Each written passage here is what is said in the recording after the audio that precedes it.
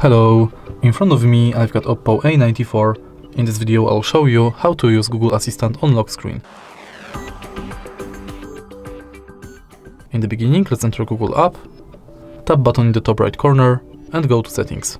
Enter Google Assistant, go to voice match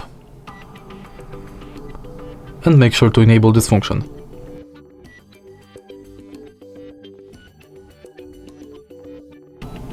Now let's try it. Hey Google. Hey Google.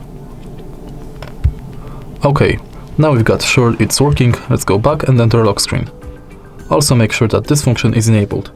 Now you can simply lock the screen and say, hey Google. Hey Google. What's the weather like tomorrow?